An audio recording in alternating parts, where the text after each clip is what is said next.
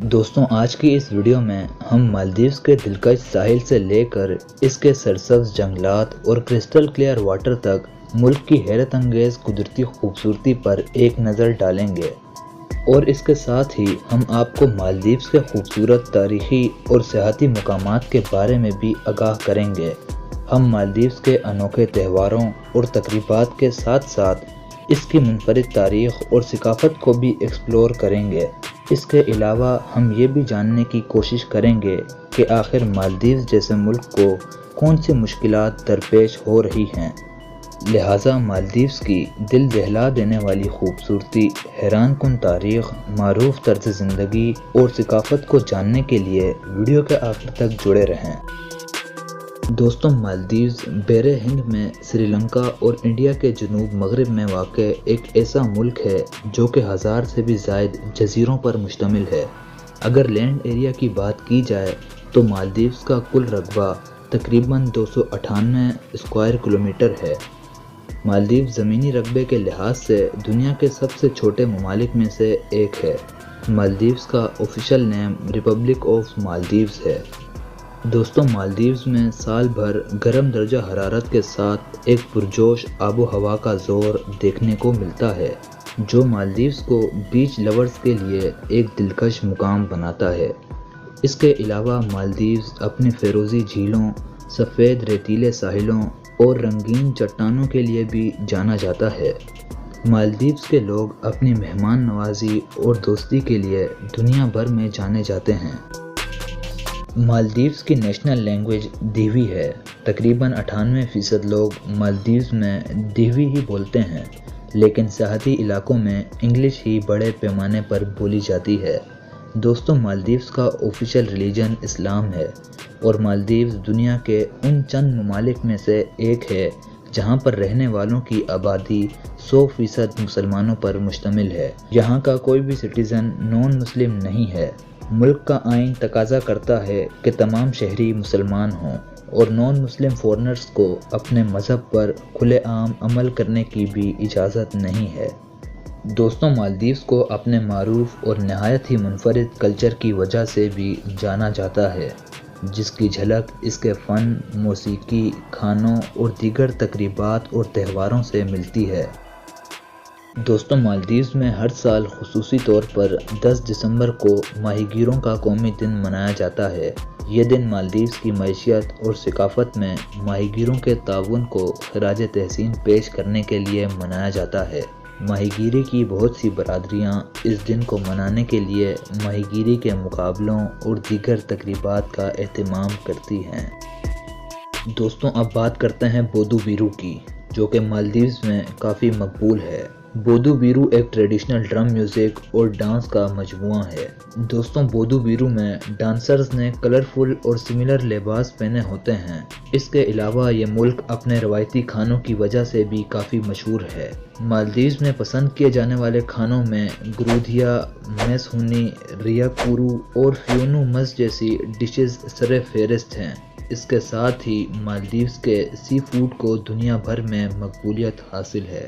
دوستوں مالدیوز کے مقامی لوگ ہاتھوں سے دیگر اشیاء بنانے کے فن میں بے حد ماہر ہیں۔ یہ لوگ بنی ہوئی چٹائیاں، لکڑی کے نقش و نگار اور کشتیوں کی تعمیر کے ساتھ ساتھ دیگر پیچیدہ اور نہایت ہی خوبصورت چیزیں تیار کرتے ہیں۔ اس کے علاوہ مالدیوز کے لوگ ماہی گیری اور زراعت کے شعبوں میں بھی انتہائی ہنرمند ہیں۔ دوستوں جیسا کہ میں نے آپ کو بتایا کہ مالدیوز مختلف جزیروں میں بٹا ہوا ہے، اسی لیے یہاں کے مقامی لوگ اور ٹورسٹ کشتیوں کے ذریعے سفر کرتے ہیں۔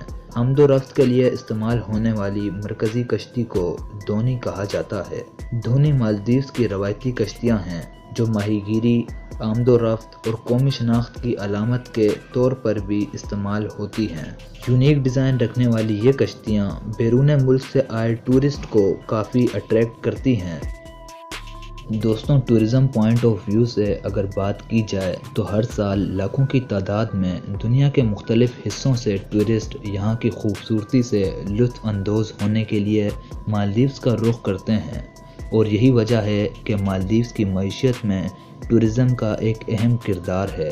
ملک کی معیشت ٹورزم کے گرد گھومتی ہے اور تقریباً مالدیوز کی 60% سے بھی زیادہ GDP میں ٹورزم کا حصہ ہے۔ دوستوں، مالدیوز کی ایک اور خاص بات یہ ہے کہ یہاں پر بہت سے ہوٹلز کو پانی کے اندر بنایا گیا ہے۔ ان ہوٹلز میں tourist under water marine life کو بہت قریب سے انجوائے کر سکتے ہیں۔ مالدیوز کو اپنے لگژری اور خوبصورت ترین ریزورٹس کی وجہ سے بھی جانا جاتا ہے۔ ان ریزورٹس میں آپ کو بہت سی فیسلٹیز دیکھنے کو ملیں گی، جن میں water sports activities, fitness centres, پرکشش مقامات کی سیر، کھانا، مشروبات اور دیگر سہولیات شامل ہیں۔ یہ ریزورٹ اپنے منفرد اسٹرکچر سے ٹورسٹ کو بہت ہی دلکش منظر پیش کرتے ہیں۔ دوستوں، مالدیوز کا کیپٹل مالے ہے۔ یہ شہر اپنی حسین عمارتوں، ہلچل سے بھرپور بازاروں اور خوبصورت مساجد کے لیے نامور ہے۔ شہر کا رقبہ محدود ہونے کی وجہ سے بڑھتی ہوئی آبادی کے لیے جگہ نہیں ہے اور مالے کے شہریوں کو بہت سی دیگر مشکلات درپیش ہیں۔ اس ملک کے اندر زرخیز زمین کی کمی اور میٹھے پانی کے محدود وسائل کی وجہ سے مالدیوز میں ایگریکلچر ایک بہت بڑی انڈسٹری نہیں ہے، تاہم ناریل، کیلے اور پپیتے جیسی فصلیں مقامی استعمال کے لیے چھوٹے پیمانے پر اگائی جاتی ہیں، اور یہی وجہ ہے کہ مالدیوز کھانے کی دیگر اشیاء کو امپورٹ کراتا ہے۔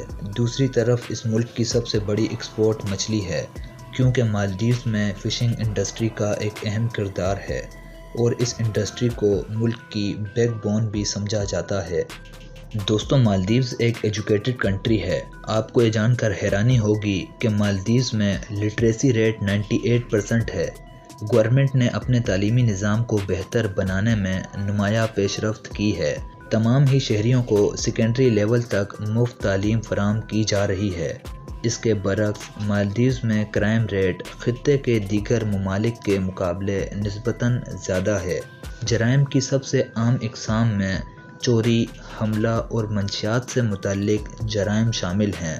یہاں کی حکومت جرائم کو کم کرنے اور عوامی تحفظ کو یقینی بنانے کے لیے ملک میں انصاف کے نظام کو بہتر بنانے پر کام کر رہی ہے۔ دوستوں، مالدیوز میں تھیلا فوشی نام کا ایک مصنوعی جزیرہ ہے، جسے 1990s میں مالے اور دیگر قریبی جزیروں کے ویسٹ میٹیریل اور گاربیج کو ٹھکانے لگانے کے لیے بنایا گیا تھا۔ تھیلا فوشی ویسٹ مینجمنٹ کو بہتر کرنے کا ایک اہم منصوبہ ہے۔ اس منصوبے کے دوسرے مراحل میں تھیلا فوشی میں ویسٹ میٹیریل کو انرجی میں کنورٹ کرنے کے لیے انرجی پلانٹس کا قیام شامل ہے۔ حکومت نے دعویٰ کیا ہے کہ یہ پروجیکٹ 2023 میں مکمل ہونے کی امید ہے اور اس پروجیکٹ سے ملک میں ویسٹ مینجمنٹ کے 60% مسائل حل ہو جائیں گے۔ اس کے علاوہ یہاں کی حکومت نے 100% تک بجلی رینیویبل سورسز سے پیدا کرنے کا ٹارگٹ سیٹ کیا ہے۔ اس ٹارگٹ کو اچیو کرنے کے لیے مالدیوز کی حکومت مختلف رینیویبل انرجی پروجیکٹس جیسے کہ سولر پاور، ونڈ پاور اور انرجی سٹوریج سسٹم میں بھرپور انویسٹمنٹ کر رہی ہے۔ دوستوں، آخر میں آپ کو بتاتے چلیں کہ مالدیوز کلائمیٹک چینج اور گلوبل وارمنگ سے متاثر ہونے والے ممالک میں سے ہے۔ تیزی سے بڑھتے ہوئے سی لیول کی وجہ سے مالدیوز اپنی بہت سی زمین کھو رہا ہے۔ ساتھ ہی اس ملک کو نیچرل ڈیزاسٹرز جیسے کہ سونامی اور زلزلوں کا بھی خطرہ ہے۔ گلوبل وارمنگ کے اثرات سے نمٹنے کے لیے مالدیوز کی حکومت نے کئی اقدامات کیے ہیں۔ ملک نے 2030 تک کاربن نیوٹرل بننے کا عہد کیا ہے اور گرین ہاؤس گیسز کے اخراج کو کم کرنے کے لیے بھی دیگر پالیسیز نافذ کی گئی ہیں۔ اسی سلسلے میں دنیا کی سب سے پہلی انڈر واٹر کیبنٹ میٹنگ بھی مالدیوز میں سال 2009 کے دوران کی گئی تھی۔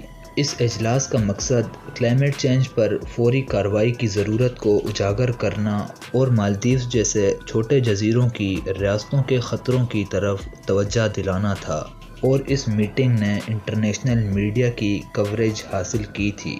دوستوں، مالدیوز کی ایک طویل اور پیچیدہ تاریخ ہے جو ہزاروں سال پرانی ہے۔ یہ ملک اصل میں انڈیا اور سری لنکا کے لوگوں نے آباد کیا تھا اور یہاں 12ویں صدی تک بدھسٹ خاندانوں کی ایک سیریز کی حکومت رہی، جب اس خطے میں اسلام متعارف ہوا تو مالدیوز پر مختلف سلاطین کے ایک سلسلے کی حکومت رہی۔ اس کے بعد 19ویں صدی کے آخر میں یہ ملک برطانوی محافظ بن گیا۔